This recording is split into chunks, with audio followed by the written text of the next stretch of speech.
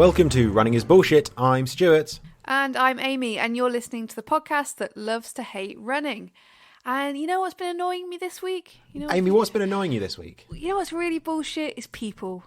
Yeah. Just people. I mean, that's an easy one, isn't it? Yeah, but like specifically, now the weather's getting nicer, there are just hordes of people like out and about on my running routes. Gross. Running routes, they're just there, just milling around. And you know what? I live in an area that's quite popular with like day trippers and tourists. So nice days can be like a complete nightmare. And they're just amateurs. They don't know what they're doing. They don't know where they are. Walkers. Yeah, they're just noobs. Even if they live in the area, they're noobs because they don't normally go out walking unless it's nice outside. I'm out there year round in the wind, in the rain, in the snow, in the sleet.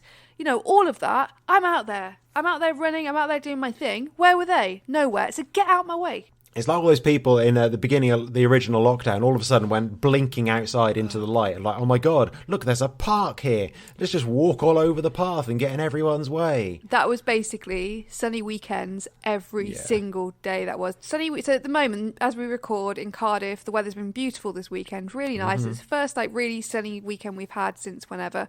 But just people. And it does make me irrationally angry because I do think in my head, where were you when it was pissing it down and raining and -2?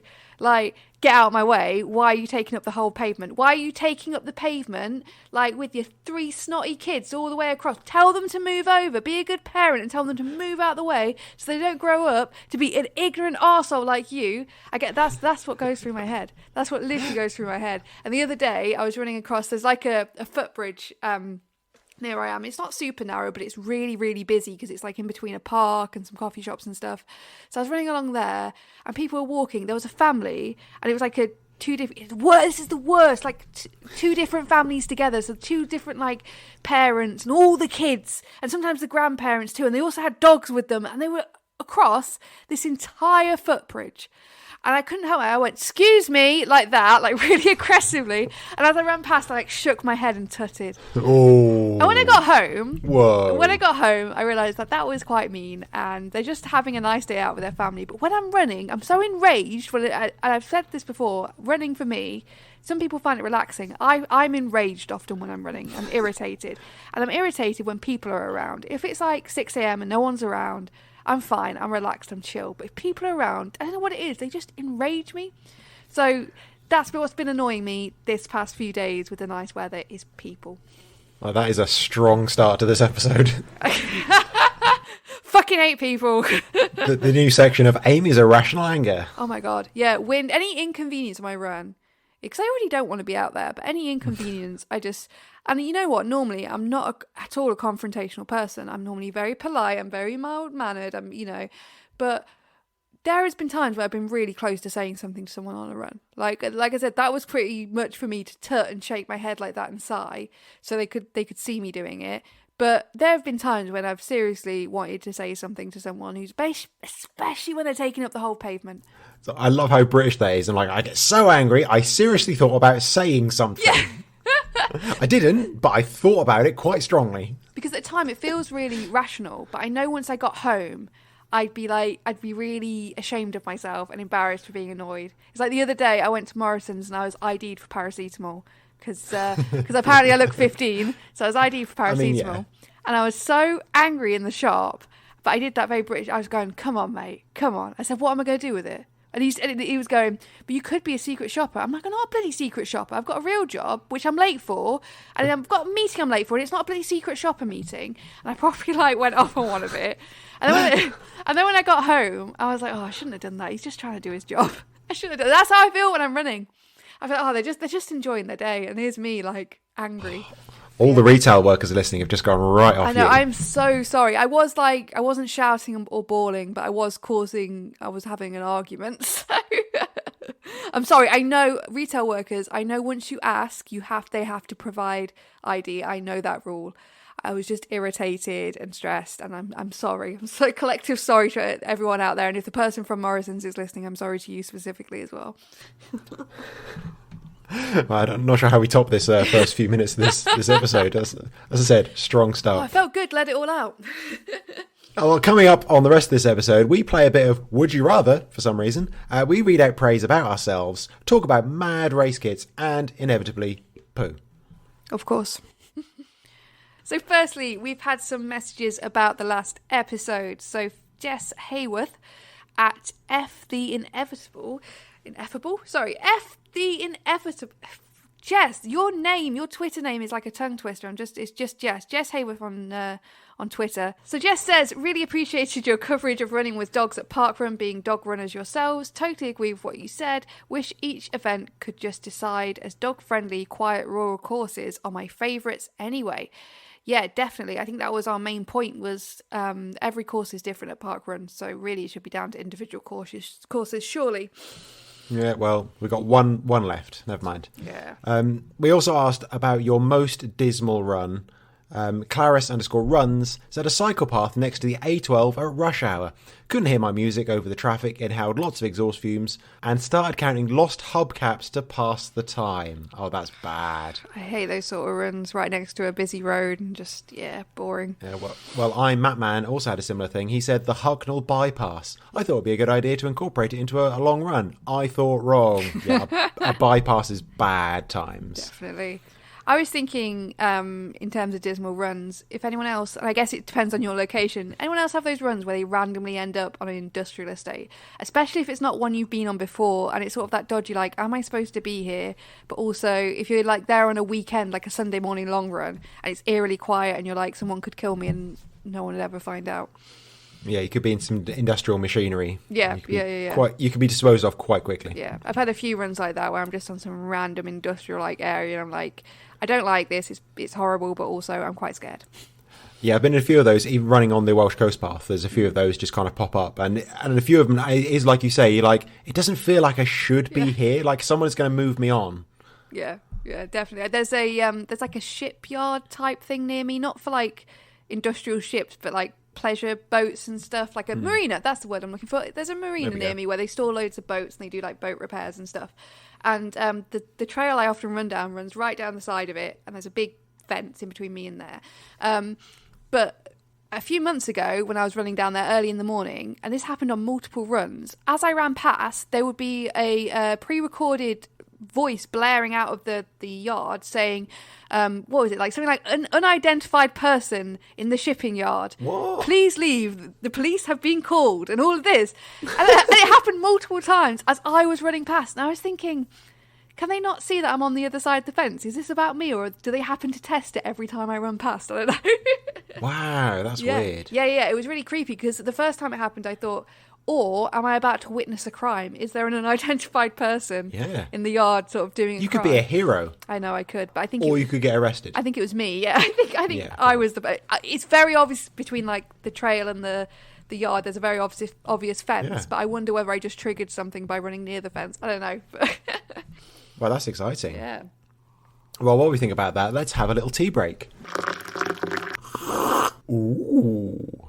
At Clarice_runs says, I've been binge listening to Running is Bullshit on my routes this week, which has led to at least a 110% increase in tea drinking. That's good to hear. Yeah, definitely. Yeah, we all love a bit of tea on this podcast. Are you putting it in your hydration pack and just like sipping as you run, or? Yeah, well, why not? I know, might as well. Iced tea you could definitely do that with. Yeah. Well, anyway, we're partnered with Bird and Blend Tea, and if you fancy a bit of what we're drinking, you can head to runningsbs.com/tea to click through and buy your tea. Thanks to loads of you who have done just that. It's been amazing, including Gabby Nair, who has bought Welsh cake tea for her Welsh husband on a subscription basis, which is a bit lovely, isn't it? Very nice, very sweet. This week, I'm going, while I'm recording right here, I've gone for a classic, and I bought a big pouch of breakfast tea bags. It sounds like it's just boring, normal black tea, but it's really, really good, normal, boring black tea. It's Assam tea. And if you know your black tea, that's really good, strong, hearty tea. You brew it for 5 minutes as well. And it's fantastic. And I've got it with tea bags as well, because I know a lot of the tea we talk about is loose, so you need strainers or pots and things. This is tea bags, and all their tea bags are completely environmentally friendly and recyclable, and break down naturally. No plastics in there whatsoever. Oh, lovely. Sometimes when you order tea from them, they will throw in a couple of those tea bags as well, depending. I'm not sure whether that's a regular thing. Oh, yeah. What did I get? I got some gingerbread chai, and I got some cream egg tea. Ooh, as well. I- The cream egg tea was good. That's what I'm drinking right now. It's called, Oh, there we go. What a segue. But it's not called cream egg. It's called baby egg. I think because of maybe they can't call it cream egg or something. But when I read the title like baby egg, I thought that's a bit of a weird name. But I get what it's like. Oh no, wait, no. It says I've just got the package here. It's baby egg. It says just like our cream egg tea, but caffeine free. So actually, nice. That rhymes. So you can give it to babies. Yeah. So there is a cream egg tea. I thought it was just the same thing because it tastes exactly like a cream egg. But I'm assuming instead of what would be black tea, so this has got rooibos in instead. So rooibos, for those who aren't familiar with tea, is very nice. It's caffeine free. It's actually a root rather than a tea leaf. Just a bit of trivia. I believe it's known as red tea. It's from South Africa. Yeah. Sometimes red bush as well. Yeah. So the baby egg tea is very, very nice. I can definitely taste like the cream egg aspect to it, and as apparently there's a cream egg tea as well. I mean, normally I do like my teas caffeinated. I do like to be slightly wired in the day, but if you're sensitive to caffeine, this is definitely a nice caffeine-free alternative.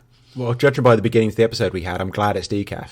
Yeah, you could still be going otherwise. Oh my god, I've already had several iced coffees this morning, which is you know what I've been having lately. I've been having like I have a Huel in the morning. We're not sponsored by Huel, but that's not yet. If you're listening, Huel, but that's what I have for breakfast. But I make it rather than with just water. I make it with like iced coffee. So I have that, and then I also have a Barocca. Now I've started taking Barocca recently. Oh, hello. Right, Nan. But I know why. I know my grandma has Barocca as well. But that stuff. It does give you energy. Like, you know, there's adverts where everyone's like dancing around and stuff. I thought that was a load of old rubbish, but it does give you a lot of energy. So yeah, I'm like wired in the morning. By the time I've had my coffee, I've had a Barocca, sometimes I have a tea as well. I'm like ready to fight someone on the who's taking up all the pavement. I imagine good for nothing in the afternoon though. Oh yeah, no. Then you repeat the process just without the Barocca. Okay, right, you have a coffee, you have a tea, you get wired again, then you just pass out in the evening. Yeah, top tea recommendations there. And if you've got a baby, you can give them decaf. You give them a baby egg. Oh, yeah. Amy, what's been your bullshit other than people this week? Oh, well, to be honest, not much running has been happening. I've been having a bit starting fights too much. You know what? Since that Radda around the lakes race that didn't happen, I just haven't been running much. But next week, that's going to change. I'm going to get back to my running. I've got ultras to train for and stuff like that. And I really need to do that because the last few years when I've ran ultras, I just haven't trained until like a month before, and you can't really do that. So I need to carry on with the momentum that I've built up and just get back to it. So, yeah. But other than that, nothing. How about you? Cool. Well, as I teased last week, I was heading to the most dismal landscape in Europe, and I've got bad news for everyone. It was lovely. Oh. I think they were possibly talking about a very specific part of the Cambrian Mountains that was kind of just covered in gorse and nothing else, and no insects, no birds. The bit we went to, fucking beautiful. Absolutely loved it. We probably said it's probably one of the nicest runs we've done. It was just, it was just like hills and mountains and grass and streams and mud, and it was just really lovely. Once we got out into the main part of it, it was kind of a road that went all around it because there's a few reservoirs there, but we just kept going off track. We followed some cheap tracks and things, just went up and over some of the hills and just made our own way round, and it was really, really lovely. And it was nice to be I saw a sign for the Cambrian Way, which is a path that runs the whole length of Wales. It pretty much runs near my house, and it was nice to see one of those signs in the Cambrian Mountains itself, pretty much right in the middle of Wales. Nice. It was very, very nice. It looked very nice in the pictures. Like, it looks very nice. Yeah, even I put something on Instagram, my own Instagram, for the first time in about 10 months. Oh my God. That's how nice it was. I'm just an Instagram lurker. I have been for a long time. So that's how nice it was. Also, just yesterday, I did cross-country in Swansea, the last one of the season. Very disappointing. Again, bad news, it was sunny. There was hardly any mud. It was really sunny, but it was really, really windy, so I couldn't quite decide if I was warm or cold while waiting for the race. I'm sitting there in a hoodie. I got really, sun on my face, really warm, but then the wind's blowing really hard, so the rest of me's cold. It was very complicated trying to work out what to wear. Really, really windy. The course was kind of rolling soft grass. It wasn't like an easy course. It wasn't a hard course. It was just a weird, annoying mid-ground. Because I'm like, I can run flat, fast, okay. I can run a really difficult course because I just walk up the hills and do the downhills and things. But this was just kind of in the middle. It was always up or always down. There was never really any flat part of it. So that just kind of made it hard, and it was 9k. Luckily, it was shortened. There was 9.6k. They shortened it to 9, which was very, very welcome on a 3-lap course, because I obviously went off way too quick, as you always do. There was only a couple of slightly sticky patches around the course, but I did see a guy lose a shoe, and that cheered me up immensely. Nice. That is always funny. Last lap was horrible, just because 3 laps is too many. On a 9k course, it's a long way. It's not quick anyway, so hard work. And also, a new first for me, as we were running around the far end of the park, there were some people dressed in medieval gear fighting each other with swords and shields, which is, that's different. Yeah, like LARPing. Yeah, I guess so. A bunch of weirdos, all dressed up, spent all that money on kit, doing something weird and wasting their Saturday afternoon. And then there were the people with the swords and shields. Because I'm sure they would have seen us run around thinking, what the fuck are they doing? Yeah. Those absolute losers. So that's been me. Sounds like an actual productive weekend. Done loads, mate. Done loads. I was going to go to Penavan this morning, but the feels like temperature was -9. Oh my God, it is really cold out. So we thought, no. Yeah, it's very, very windy as well up there. So we just kind of thought, no point going up a mountain. So we went up a small mountain instead. And that was, again, delightful. Lovely. We've had too much delightful times. It's bad. Let's move on and play Would You Rather? This has been suggested by Jen Danger Harding, who asked, would you rather nipple chafe or bra coming undone mid-run? The latter of which happened to her at parkrun, and she couldn't stop whilst attached to her dog. And you know what? This is why parkrun has stopped people canicrossing. Thanks, Jen. Thanks for nothing. There's bras coming undone all over the place, and you've ruined it. Definitely. I mean, it wasn't in the parkrun blog, but I'm pretty sure the subtext, now I read it again, the subtext there is quite clear. We can't have people having their bras coming undone in the middle of the parkrun and not being able to do them back up because of their dogs. Exactly. I mean, yeah. Outrageous. Yeah, at least if you're holding onto the lead with one hand, you can use the other hand, to do the bra back up. So that's why they've got the hand leads. That makes sense. So which would you rather, Amy? Oh, this is a hard one. Like, the thing is, what sort of nipple chafe is it? Because chafing in general, like, there's chafing where it hurts while you're running and you're literally bleeding while you're running. And then there's chafing where you don't even realise you've chafed until right at the end when you have a shower. Yeah. Now, if it's the latter, chafing all the way, because that's not going to affect the run. And, if it's the former, I don't know. I don't know, because that's really painful. But also running without a bra would be really painful as well. That's a tough one. Mid-run as well. So you've done half the run, okay? Yeah, I mean, for me, I'm just going to choose bra coming undone mid-run because I don't wear a bra. And if I was wearing one, it came undone, it wouldn't actually affect me in any way. So that's an easy one for me. I do think this would you rather depends on boob size as well. It does. It does, yes. And so she then suggested that we play Would You Rather a bit more. And she also said, would you rather lose a toenail or sprain an ankle? Lose a toenail all the way. I mean, obviously. Yeah, definitely. I mean, of course you were going to lose it. No one wants to sprain an ankle. This is Jen, though. Jen did sprain her ankle recently, and because I go running with Jen a lot, and she was texting me like, shall we go for a run? And I'm like, you've got a sprained ankle, Jen? And she did run with me once while having a bit of glass stuck in her foot. And towards the end of the run, she was saying it was very, very painful. I said, yes, you need to go to A&E and have it taken out. And she did do that the next day, and she had a big bit of glass still in there. Because she had a bit of glass and she thought she'd got it out herself, but no, it was still in there. So she's either hardcore or mental. A bit of both, I think. Fine line, yeah. Fine line. Well, we asked this on Instagram, and we had a reply from your dog Finley, weirdly enough, who asked, would you rather run an ultra really well and nobody knows, or run an ultra badly and everyone knows? It's got to be the first one, because if you're running an ultra badly, that is hell.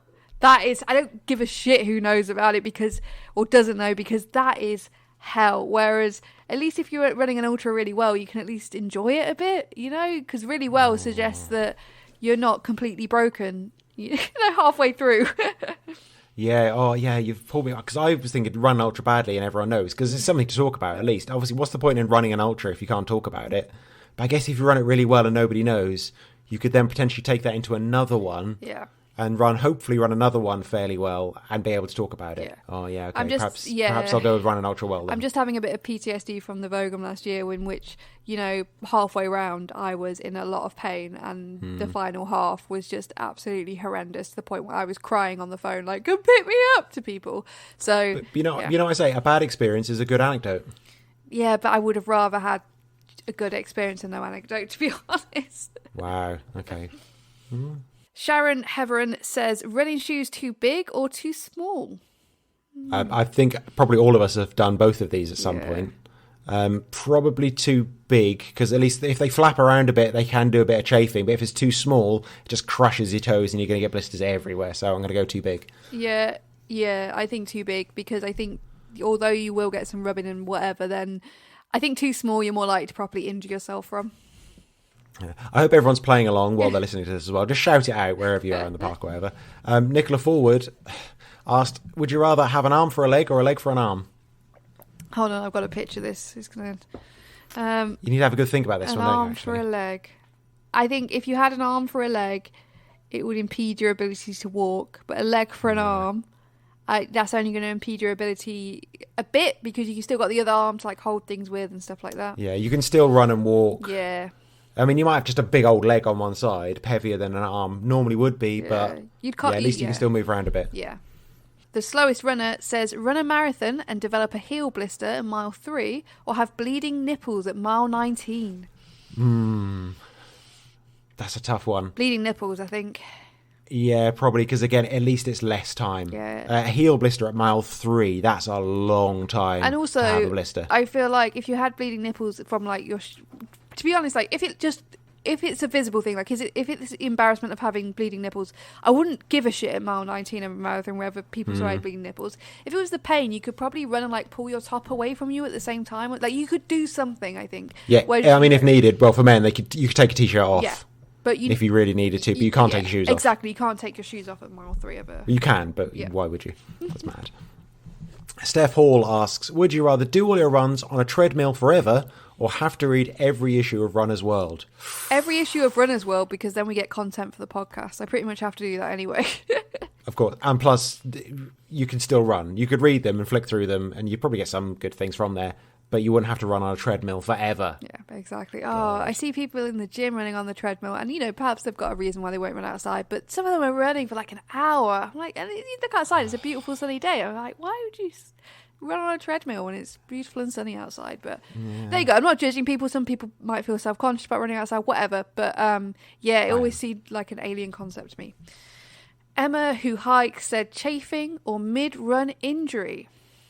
It's got to be chafing, hasn't it? You don't want an injury. No. Injury puts you out long term. Chafing is only annoying. And in the summer, when I'm sweating and stuff, I pretty much get chafing on every run. So, especially like just that. Standard. Oh, that bit on your shorts, like the elasticate bit on your shorts, and it rubs on the your lower back. Yep.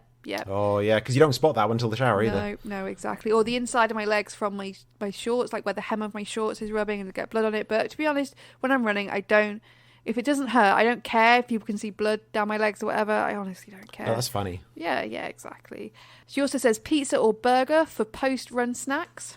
Less kind of serious, I guess, but I think pizza. Yeah, I think pizza. Pizza's easy as well. You just bang it in the oven. Whereas burger, I feel like it's a lot more prep. Yeah, like even a shit pizza is pretty good. Yeah. But a shit burger is really shit. Yeah. And then a burger's got to be really, really good. Yeah, exactly. And then her final one is run up a 10% hill for 1 kilometre, or through calf-deep mud for the entire run. Oh, the hill for sure. I looked at that. Also, I kind of thought, oh, bless. Because a 10% hill for 1 kilometre, I've been doing fell runs where it's been a 25% hill for 2 kilometres. So, yeah, I'll take that any day. Yeah. I do those all the time. Yeah, I do those all the time. Not to sound like a big deal or anything, but that's reasonably standard for a lot of the runs I do. Yeah. I mean, for me, that's hard if I have to run. If there's the option to be walk fair, I do walk up most of them. Yeah, like if the thing is like you have to run, then that's gonna be hard. But I think I'd definitely rather do that than the mud. Mud again enrages me and makes me frustrated, and I wouldn't mind a bit of calf deep mud. That would be fun. As I say, cross country, I missed out on all of that, so that would be a laugh at least. Cassie Jones asked, would you rather run in wet shoes forevermore or run without GPS forevermore? I love the drama of adding forevermore. Forevermore. So wet shoes or without GPS? Without GPS for sure, because I can just look up on the map like roughly how far the distance is. Yeah, you could probably figure it out. But yeah, wet shoes is bad times. Yeah. Forever. Yeah. For the rest of your life. So your feet are probably just basically going to always be wet. You get trench foot. That's another consideration there. Yeah, and long runs, you don't want a wet shoe on all of your long runs. No. That's bad.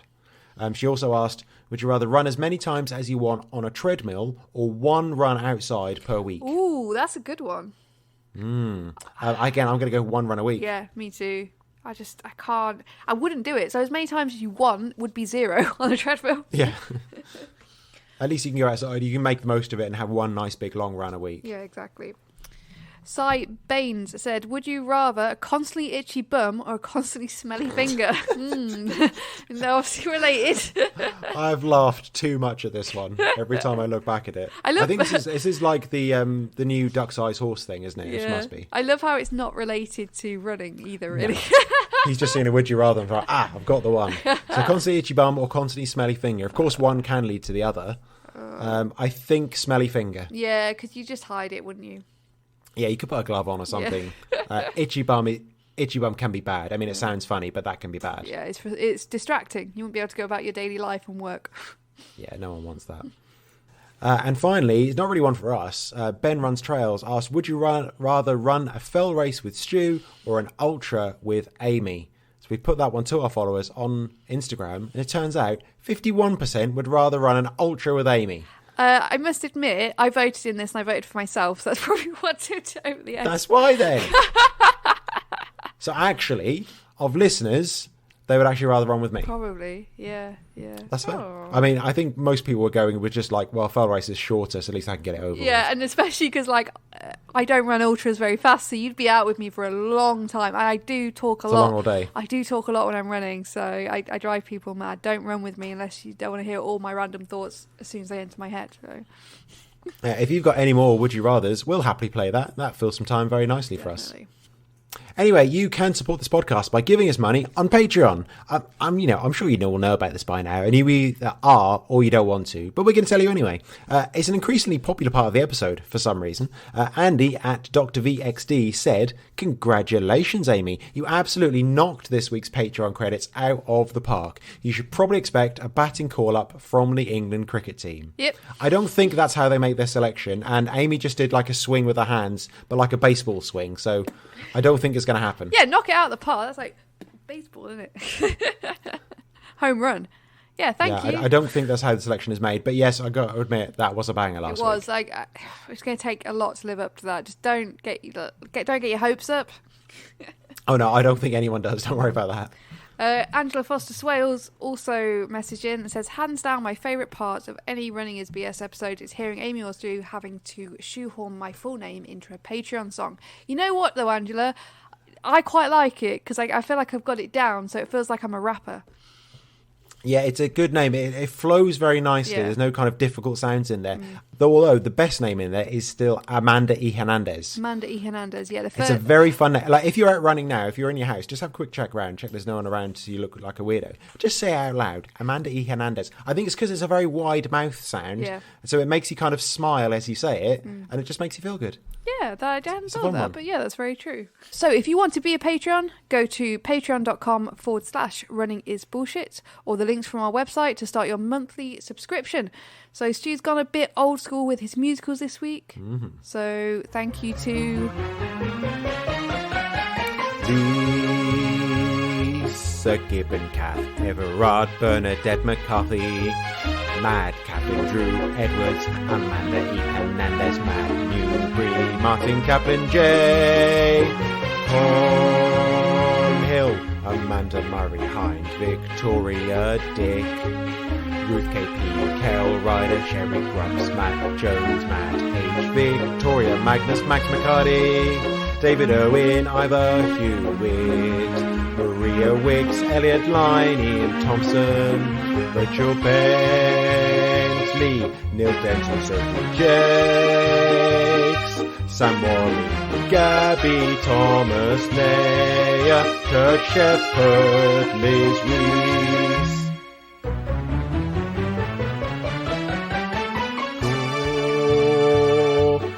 Thelwell, Paul Hibbert, David Sinclair, Adam Pope, Anthony Howe, Carl Fleming, Ian Hales, Victoria Stair, Paul Clare, Dina Matthew Wall, Debbie Hurley, Hugh Phillips, Charlie Nevison, Brian Simpson, Matt Lees, Jonathan Carter, Clark Gilmore, Len Martin, Elizabeth Shaban, Scum, Chris Whitmill, Karen Hamilton, James Lambert, Matt Garner, Tim Hughes, Vicky Genders, Angela Foster Swales, Penny Simpson H, Jason Spinks, Julia Page. Moving on to your messages, don't forget to get in touch with your running bullshit on Twitter and Facebook and Instagram. Just search Running is BS. Let us know why you particularly hate running this week. We love your content. First up, an email from Phil Patterson, who loved my MC Hammer parody so much, he's asked to play it on his own podcast, which I don't think is a podcast about mocking people singing or like, here's a roundup of the shittest podcast this week. It's called The Mile You're In, which explores the connection between sports and personal life, much like, I think, what we do. Yeah, basically. I mean, to be fair, it's mostly your personal life rather than sports. Yeah, because I don't do much, so I have to talk about my personal life. There's really nothing to talk about. Yeah, so I'm not sure what lesson he's learning from my rapping other than not to do it again. It could be like a cautionary tale. He also said, you mentioned a race cancelling because of inexperienced volunteers, and it made me think of the half marathon I ran this weekend. The aid station volunteers normally yell water or Gatorade, but these volunteers were a lot quieter, so you had to look out at what colour cups they had, which was the next problem. Typically they'll have water in front and Gatorade in the back, or vice versa.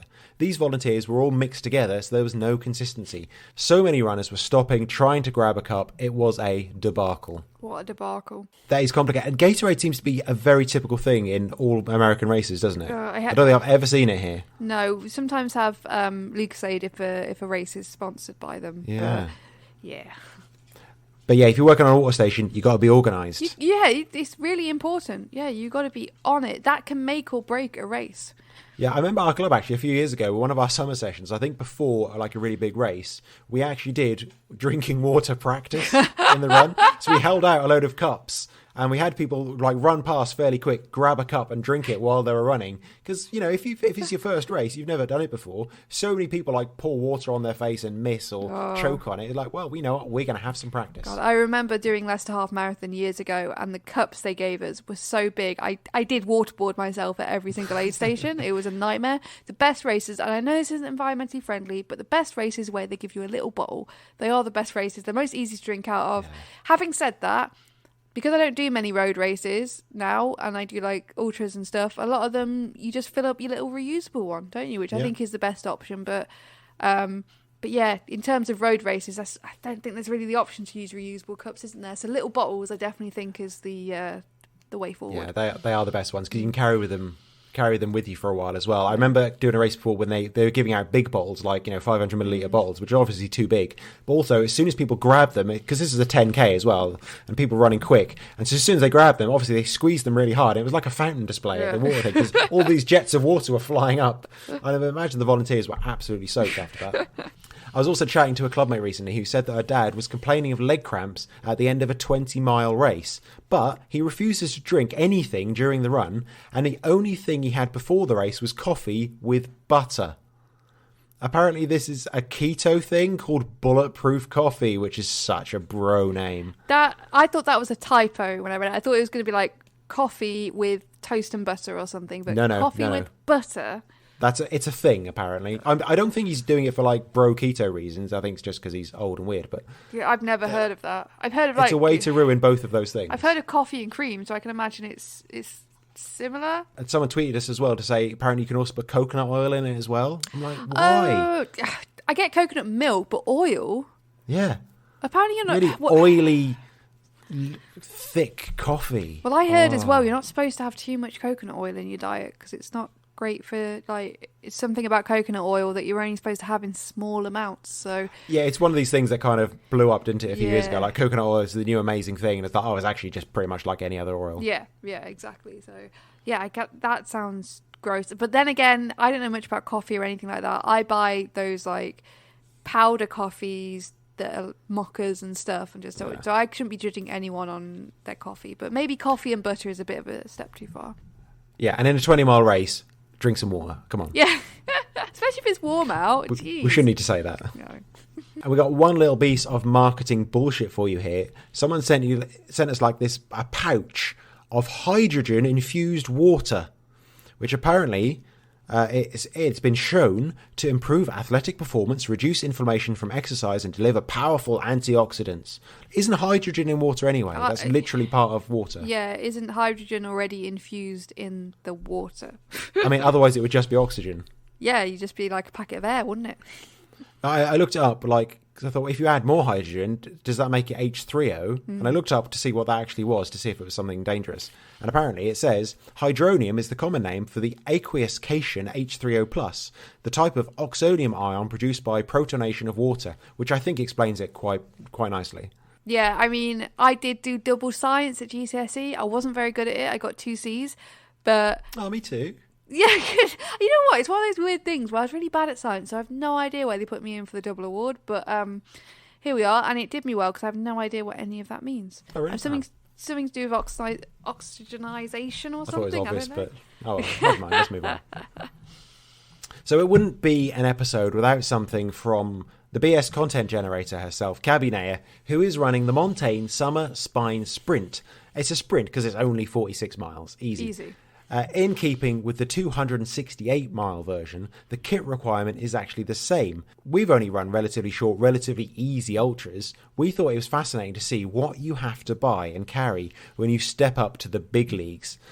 Now, in this race, there are no checkpoints, and it's through the Pennines in the north of England. There's only welfare checks and emergency teams on standby if needed, so you have to carry everything as if you were running 268 miles, which will take you days.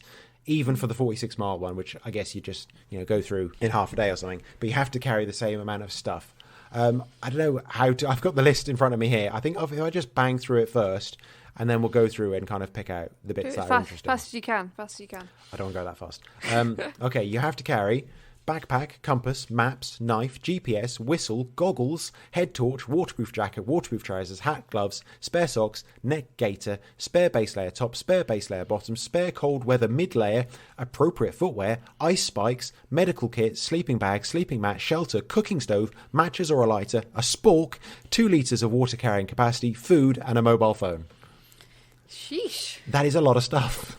That's a lot of stuff. What do you mean by sheltered? Do you mean like a full-on tent? I guess like a bivvy bag, I think, one of those kind of, at least something to keep rain off you if you need to sleep. I mean, all of those things, they do make sense and they're sensible, but it's just when you properly think about it, that is so much stuff.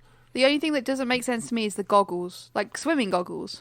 I think like proper full-on like goggles that cover your eye, I guess because the weather is so bad or can be so bad. God. So if it's freezing, you got like freezing snow or hail, you need to put some goggles on, I guess.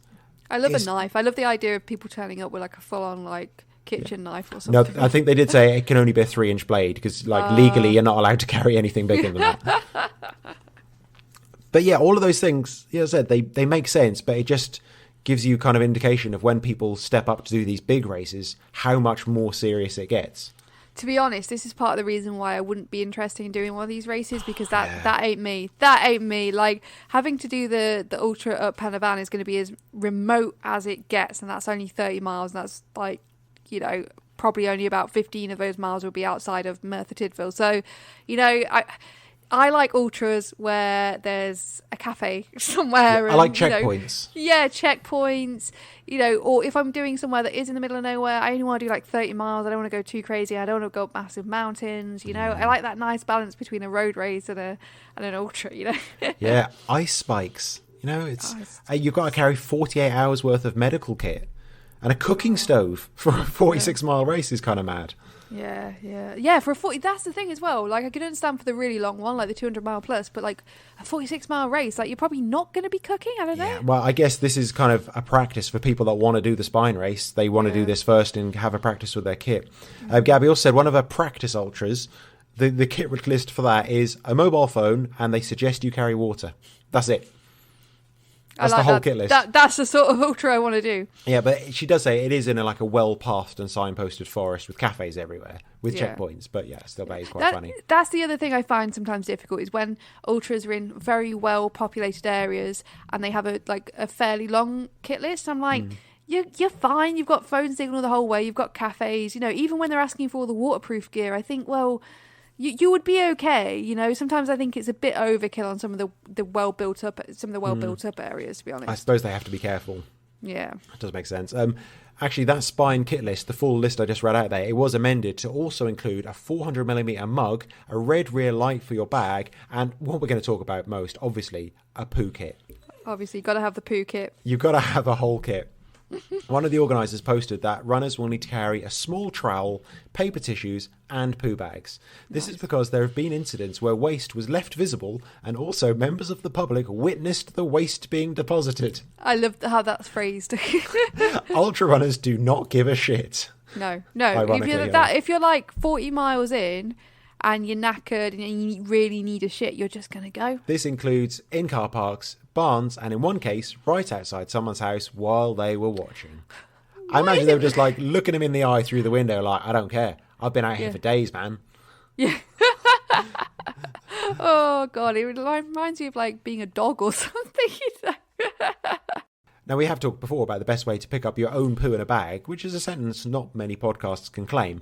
But now we're into the world of burying your poo. This is why you need the trowel. The recommended solution from this race is the pocket trowel from Ceto Summit. It's made of nylon, only 87 grams, and has storage space in the handle for your bags. That's pretty cool, actually. Yeah, it's a very, very neat little tool. But I know what you're thinking. If I need to bury my poo, how do I do it? Well, don't worry, because Wes Seiler has your back, and this is our new favourite video ever.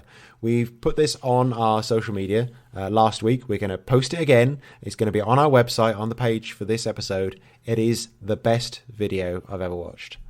Here's just a little tiny taste of here's how it starts. Isn't this just the best feeling in the world? I'm going to show you how to poop outside. And it continues in this strong vein as Wes very seriously walks us through all the rules and situations in which you'll need to poop outside. And don't worry, on that last clip, the sloppy sound underneath him talking, that's hand sanitizer. Nothing to worry about there. But his humour is just very strange. It is. It's very strange. It's helpful. When he said about his poo trowel, I know he's probably not touching the poo with it, but I just feel like he needs to replace it at some point. I can't imagine owning a poo trowel for years and years and years. It was a little worn around the edges and obviously had like a little bit of staining on the edge, obviously where he's been digging.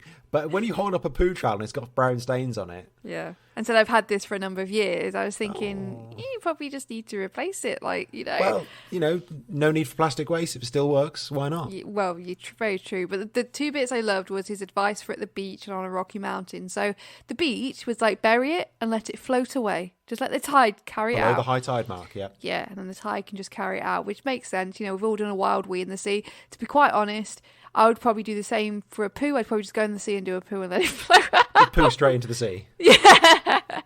Under or above the water? It depends how busy the beach was. Just stare holidaymakers in the eye as you do it. Yeah. And then the Rocky Mountain one. Well, hang on. Let's play the clip first so people can hear it. Yeah.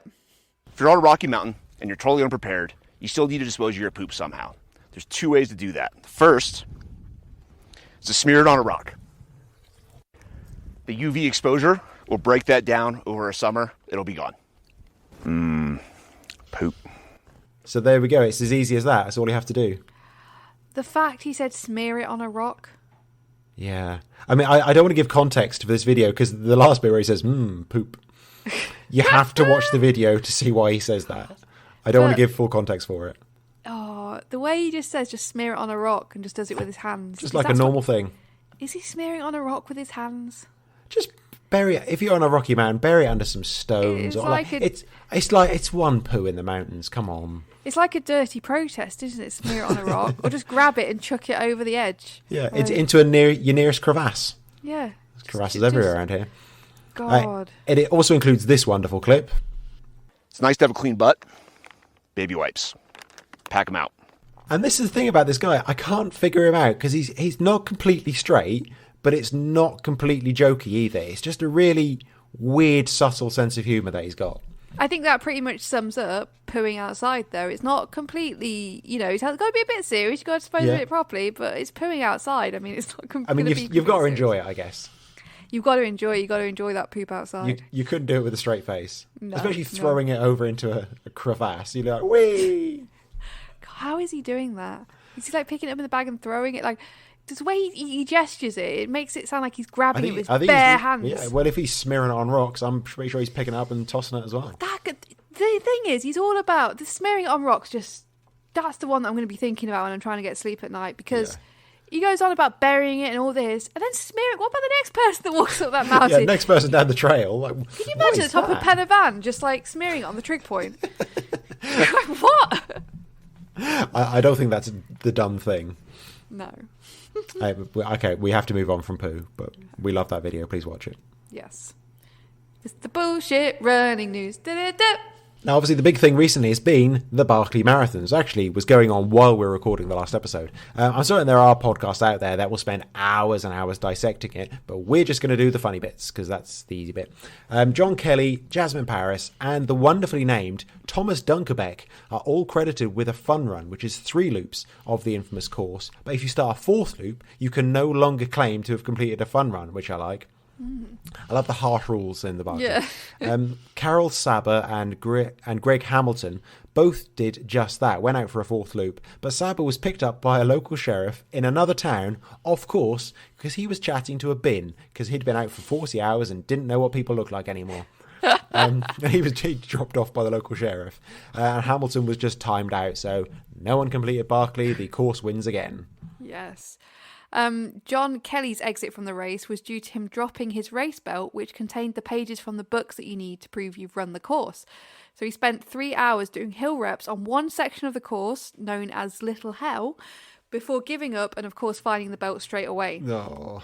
He then took the... It was right in the middle of the road as well. As he turned back, it was just in the middle of the road. But when you're so tired and stuff as well, I'm assuming you can't think straight. He probably, even if he had been looking in the road, he probably wouldn't have seen it because he was just stressing out. And He then took the decision not to attempt the 4th loop. Guillaume Calmet's had one of the pages blown away by the wind, which effectively disqualified him. Oh, brutal. That's awful. It reminds me of the time I was working in McDonald's drive-thru and a guy passed me a £20 note like through the car and it blew away. It reminds you of that. It must be a similar just like feeling. that. Just like that. You worked in a McDonald's drive-thru? Oh my god, yeah. You know what I used to do though? I didn't work in the McDonald's drive-thru. I was put on the drive-thru, and then I used to go and sit in the the restocking cupboard because it was nice and warm. And these were the days before smartphones, so I just used to sit staring at the wall. It wasn't like I was skiving off on my phone on Instagram. No. I used to literally just sit staring at the wall because I didn't want to have to do anything. It's better than working in McDonald's. Yeah, because if I was in the drive-thru, I'd be made to pack up the Happy Meal bags or whatever. And my friend worked there as well. And apparently the managers used to be like, "Where's Amy? Where's Amy?" And I'd just be sat in the stock cupboard not doing anything. Nice. So, yeah, anyway. Your strong work ethic continues to this day. Oh my god, yeah, I ain't doing that. Jasmine Paris was the first woman to complete a fun run in 10 years, with Courtney Dauwalter not far behind, and there's been a lot of talk this year about how one of these women will finish the course at some point. This is the thing as well, wasn't there snow at one point or something like that? Or there was some awful weather? I think they said it wasn't necessarily the weather is too extreme, but it just varied so much. Yeah. It went from freezing in the night to 25 degrees in the day, and so people's kit was just always wrong. Yeah, I think the years where somebody's won or there's been multiple winners, it is a lot about the course conditions. If you get a freak, weekend where the weather's actually quite nice or doesn't actually change so frequently, then I think there's more likely to be winners. But yeah, times like this, the course just wins again. And it's such a tough course anyway that even a subtle change in weather conditions or whatever can just throw people completely off. Yeah, if you still don't know what we're talking about with Barkley Marathons, you have to watch the documentary. Yeah. Every runner needs to watch those. It's mental. Even if you're not into running, like Freya, I watched it with Freya and she loved it. Absolutely, yeah. And now she knows everything about it and she'll tell people about it. She's like, "Did you know there's this race?" And she'll to give people the full details. And yeah, so even if you're not into running, it's a good one to watch. Well, you are into running if you're listening to this. Apart from your mum. Yeah. But everyone else is, I'm sure. Apparently, I've heard a few people say that, like, Laz, who organised the race, he's kind of said a few times that, like, a woman can't finish the race. But I think he says that with a little kind of glint in the eye to say, like, yeah, well, I'm just going to be a bit provocative about it. Yeah. Oh, he does. Yeah, he's definitely like a character. He's absolutely a character who would say stuff like that just to get more women motivated to do it, just to prove him wrong. Yeah. That's Barclay done for another year. Still haven't had the invite. No. Maybe next year. I might be the sacrifice one year, although I might more be a liability, a danger. It's only 20 miles. How hard can it be? God, easy. So, Stuart, what have you got coming up next? I've got next week the Cardiff Half. Now, for some reason, I've put together a group of people to try and run like 1:45. But when I look back at it, I haven't run that pace in 4 years. The furthest I've run at that pace was about 9k. So, how hard can it be?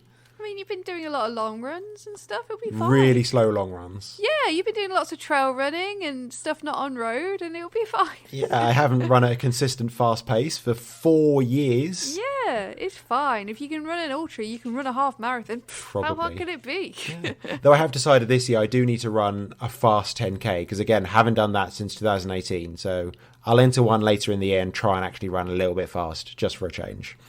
And I'll also be on with me now for the next couple of weeks if you just can't get enough of me. Look forward to listening to that. Sorry, I didn't mean that to sound so sarcastic. It's just the way you talk now, isn't it? Yeah, that's just my tone. Yeah. Anything for you? You actually going to be running soon? Yes, I'm going to be running, but I've got nothing like special planned. The thing is, and I've been thinking about this, I actually saw Holly.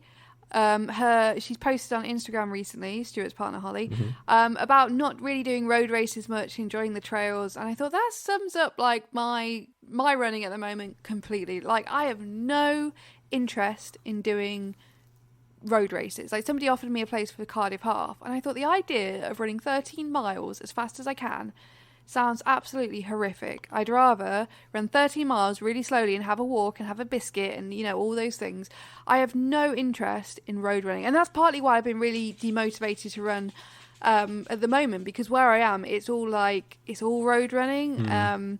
So I'm only really running on roads. Even the trail where I run, it's not like a proper trail. It's like a dirt path, So I've just been really demotivated to run for that reason too. And it's like I have no interest in road running anymore at the moment. No interest at all, because I just hate running fast. I hate having to continuously run. Like when we did when we were in the Elan Valley doing that circular route for 7 miles, there was a bit at the end, it was like 2 miles of running along the side of the road, so tarmac, beautiful views and stuff. But it was so boring. I remember this 2 miles seeming to take forever, because it's like just on pavement, going at the same pace, the same elevation, like having to keep on steadily running, like no interest in it whatsoever. So entering more trail races, and I think I'm going to start trying to go out and do more training runs on trails, like going a bit further afield and stuff like that. Yeah, I think I need to take you to some nice hills and things. Yeah. You're just too far away. You need to move out to the hills, Amy. I know. Just move house. It's not hard. Yeah. You know what? We are going to move in the next few years. And that is going to be a major thing, is somewhere where there's decent running. I always think if it's something that you do most days, and I will do most days when I can actually live somewhere I want to run, I think you should prioritise that. So yeah, I don't want to live here. Yeah, same for us. We want to move further out as well. Yeah, because you tell people who aren't runners that, and they're like, what, you'd move somewhere just so you can run? It's like, yeah, I literally do this like 5 days a week. Why wouldn't I live somewhere where I can enjoy doing that 5 times a week, rather than running on pavements and in cities and stuff, which is not really enjoyable for me? Yeah, absolutely. There we go. Anyway, if you've enjoyed this bullshit, please visit runningisbs.com to see the show notes and links from this episode and the whole back catalogue, as well as our links to our Patreon, merch store and social medias. Bye. In a bit. Bye.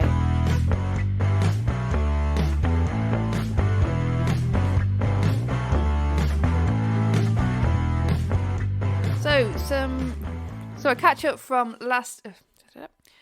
So we've had some messages about fucking hell. So first off, we've had some messages about the last episode. So firstly, Jess Haywood. Fuck. Right.